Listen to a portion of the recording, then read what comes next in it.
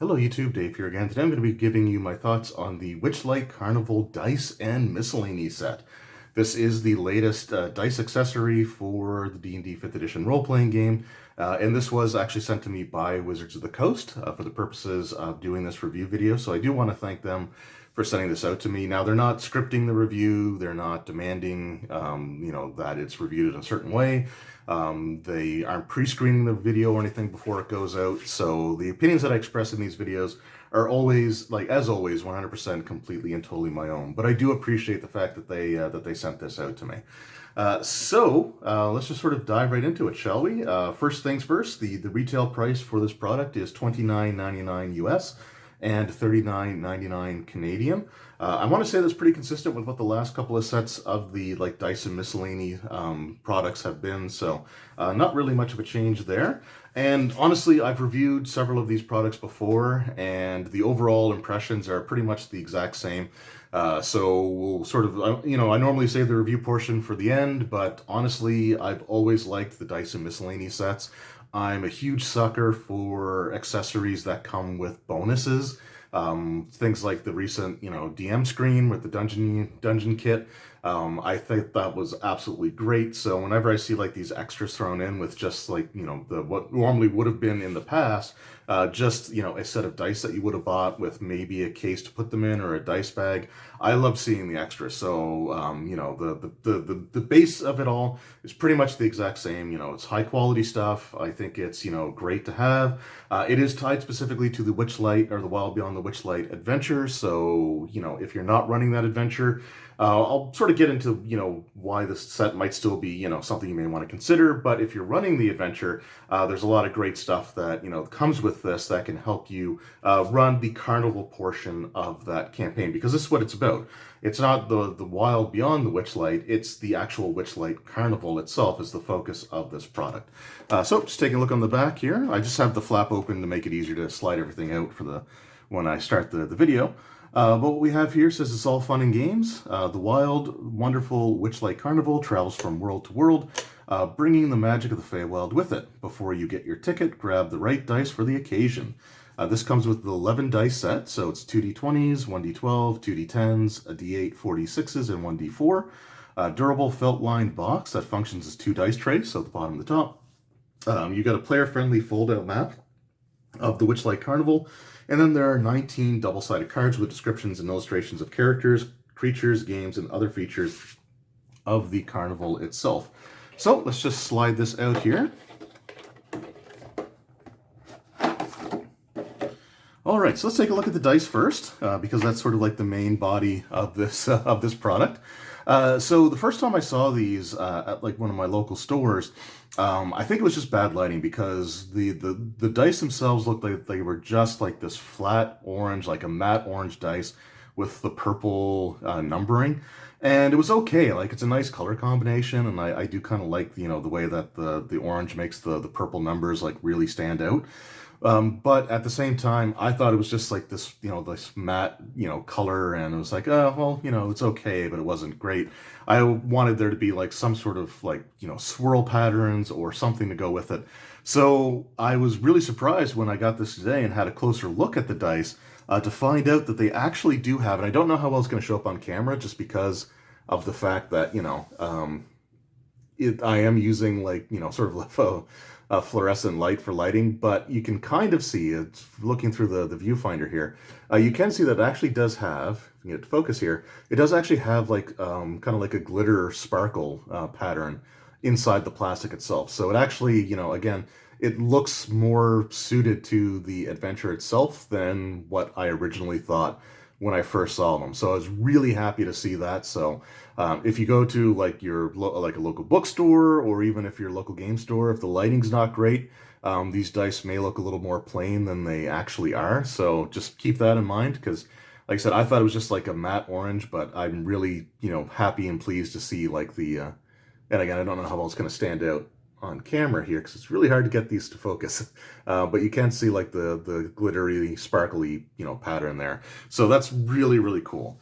So for the dice, we'll just sort of get these all out of here. We've got our 4d6s. We've got our d4.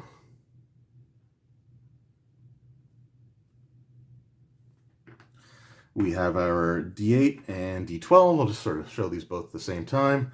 Then we have our 2D10, which it's nice to see that the second D10 is back to being the percentile dice. So the last set for the Rime of the Frost Maiden just had two regular 10-sided dice, numbered, I think it was, numbered 0 through 9. So it's nice to see that they actually have the percentile dice back. So that's really cool to see. I know that was something that was a little bit of a point of contention for the previous set. So obviously, I guess Wizards heard that, or it was always a plan to go back to that anyway. So it's nice to have the percentile back here. And then, of course, we just have the two D20s, just the regular size D20s.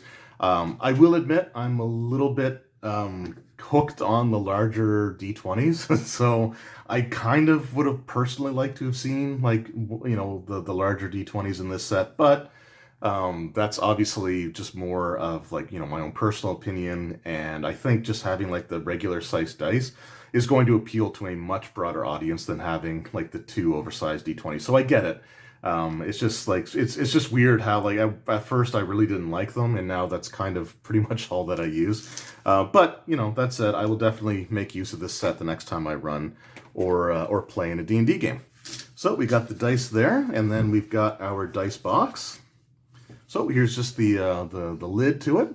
You got like the butterfly wing sort of pattern there, which is really, really cool. Then you've got like the hourglass, which again kind of looks like there's a butterfly like inside the hourglass. It's a really cool design. The gold, the gold inlays or whatever you want to call it. The gold designs here actually have again kind of like this like glitter sparkly pattern to them, which looks really cool. The inside is felt lined as well, so if you go to roll, it's not going to make a lot of noise, which is great. 11, that's not a bad roll. And then we've got the bottom of the tray. So again, this is also useful to use. So let's just say we're rolling our 4d6, and that's actually not a bad roll either if I was rolling for stats. So, 6, 4, 5, and 3. So yeah, not bad. Again, also felt lined. These boxes also do feel nice and sturdy. They are cardboard, like they are cardstock, but they are a nice, thick, sturdy, type of cardstock. So I don't think you're going to have too much in the way of durability issues unless you're like really rough on these, or if you just throw them in a backpack and, they kind of like tumble around a lot, but that's going to happen with any sort of like cardstock products. So, as long as you're sort of careful with how you treat them, I think that these are, again, just a nice, solid, sturdy product. So really great stuff there. All right, and now for the additional little extras, my favorite part of these sets. The first thing we have here is the Witchlight Carnival Map. Now again, the dice set is specific to the Carnival, which is the opening section of the Wild Beyond the Witchlight adventure. It doesn't focus on anything beyond that. This is purely a product meant for like the, making it easier to run the Carnival itself. So again, there's a lot of cool stuff here. It does state entry without a ticket, strictly prohibited. And then, of course, we've got, all the different places you can go to, including the Mystery Mine, which has like the roller coaster entrance from the Dungeons and Dragons animated series from back in the day. So that's always really cool. On the back, we just have a scene from the actual like Carnival itself. So there's a couple of like the attractions here. You've got the mermaid or merfolk. You've got the displacer beast that sort of like watches over the children. And it's just like a really nice, almost like watercolor kind of artwork to it. And I really like the art on here. I think that's really, really well done. So super impressed with that. And then we've got our extra here. So these are the double-sided cards that come with it. So the first one, this side here, is just going to be your. This is just basically the background for the dice, so that when you see these on your store shelf. Oh. Okay, the glossy surface and the lighting is getting really difficult to keep in focus here, so just bear with me. Just zoom out a little bit, see if that helps. Anyway, all right. So this is just the backing that you'd see in store, and then we just got the other side here actually has a QR code that you can scan that will take you to a survey for the product, so that's kind of neat. And then we just have some of the, like I said, the NPCs that you would encounter at the Carnival itself. So we have Eliwick Tumblestrum. So this is the gnome bard and traveler of the multiverse. And they give you just some information on the character himself, so it can help you with like role-playing the character, the NPC. So really cool stuff there. Then we've got the Witchlight Carnival itself. So it's kind of like almost feels like an advertisement for the carnival. So it's just, again, really kind of neat to have here. It's almost like a sales pitch just in the flavor text there. So I think that's kind of neat as well. And then we have the proprietors of the carnival, the owners of the operators of the carnival. We have Mr. Witch. And again, role-playing information on the back there. Or personality background information, I should say, on the back. Then we have Mr. Light. So these two are the owners of the carnival. Then we have just the Witchlight hand. So these are sort of the helper, like the workers at the carnival. So one of the actual character backgrounds you can have if you play this campaign is you can actually be a worker at the carnival. You can actually be one of the Witchlight hands. So that just gives you information on them. And here we've got Burley, the bugbear exhibitor of strength. So it's almost like a poster like that you can sort of show the players for the NPCs. And then again, like I said, you get the background or sort of like role-playing information on them. We have Kettlesteam. This is the Kenku Warlock. He's kind of, I think, one of the, like, he's a rival, if I remember right. He's sort of like a rival to the Warlock that the characters could have as a patron. Depending on the background or the plot hook that you use to get into the campaign. So he's actually one of the little like mini quests that you can go on at the carnival actually involves him as well. So really, really cool to see him there. Then we have the Weird Three. So these are like the direct representatives of the different hag sisters. As they like, these are the ones that you would see at the carnival itself. Each one is tied directly to one of the three hag sisters that you can encounter throughout the rest of the campaign. So this just sort of like shows you what they look like, and again, some information about them. And here we have our Displacer Beast, Delagron. I'm bad at pronouncing these names, so please don't hold that against me. It's a fantasy name, it's not a real name. But this is, the Displacer Beast. And so he is sort of like watches over the children. So if parents like want to sort of do their own thing for a little bit, they can leave their children with the Displacer Beast, and he'll sort of watch over them for a certain period of time. I think it's like an hour or a couple of hours or something like that. And here we have the mermaid star attraction, Palasha. We have the treant sapling Northwind. And I'm not entirely sure, but he seems he looks like his look and sort of his design. It kind of reminds me of the tree folk that they had in one of the Acquisitions Incorporated when they were in Ravnica. I don't know, just something about like the design. I don't think it's the same character, but it's still like, it just reminds me of that individual. Here we have Candlefoot the Mime.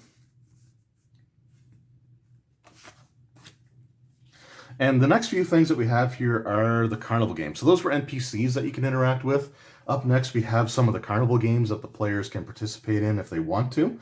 It's not like a mandatory part of the adventure, and these are meant to be like really quick, easy things to sort of go through, so that it doesn't like bog down gameplay. So they usually amount to a handful, like 2 or 3 at most, like sort of skill checks or ability checks that you can do. But it's still nice to have like the flavor around them. And if your group really wants to explore and participate in the carnival, these aids will come in handy for running the events, so that you're not kind of rushing them towards the plot if they're having a good time. So the first thing we have here is the Almirage Ring Toss. And so what's kind of cool here as well is that it gives you the rules information on the back. So the front is sort of like, again, you could use this as like the poster. You can use it to show what events are there. But on the back, as the Dungeon Master, you'll have the information that you need for your players to actually run the event, which is really cool. Then we have the Catch a Fairy Dragon by the Tail. And again, just the information here. It also looks like there's this section at the bottom here which is what the carnival operators, the people running the games, would actually shout out to you as you walk by. So again, just that's actually a cool little detail to have in there as well. Then we've got the gnome poetry contest. And he looks a little smarmy, so hopefully if your group goes up against him, I hope that they defeat him. Then we got goblin wrestling. So again, just as like a basic like strength athletics check, opposed checks. If you're a small character, you only have to pin one of the two goblins that are part of this. If you're a medium character, though, you have to pin them both. So again, it's kind of neat. Another game, Guess the Cockatrice's Feathers, just boils down to an intelligence check. But again, these are meant to be something that is sort of, a little bit of a distraction for the players to go through, but not necessarily the main focus of the adventure or the session or whatever. But it's still kind of neat to have, and guessing games at carnivals, like I think they go pretty well together. Then we've got the Outstare the Cyclops, and again, just the rules information there, along with what the person operating the game or attraction or whatever you want to call it would shout out as the players go by. So even if they don't participate, it's even cool just to have like what would be shouted towards them to try to get them involved in those games. So I like that touch as well. Then we have the Carnival Prizes here. So this is just a chart you can roll on. And if the players succeed in any of those games, they get to roll on the Carnival Prizes chart. And there's some cool stuff here that give you like little minor magical effects. Like there's a wand you can get with 8 charges, like lets you cast the Prestidigitation cantrip, and then after you spend all 8 charges, the wand, basically becomes useless. There's like pixie dust that can let you fly for a minute. There's like a bottle of wine that plays like kind of like carnival music whenever it's uncorked. There's like a face paint that you can put on or give to someone else that makes them or disguise them as if like the disguise self spell for an hour. There's a wizard hand puppet that you can use to cast detect magic. So there's just a lot of cool stuff here. And if you roll a 1, then you can roll on the Feywild trinkets chart, and this gives you just some trinkets that you can use if they end up getting that. And the trinkets are actually kind of neat because when you get into the Feywild itself, things like gold and silver and platinum pieces, like they don't mean as much to creatures of the Feywild, but they may be interested in some of these trinkets that you can use to sort of exchange for goods, services, or just for some information. So again, it's kind of just a really cool thing to have, really handy to have at your gaming table. So that was the Witchlight Carnival dice set, and as I said before, it's up to the same standards as the other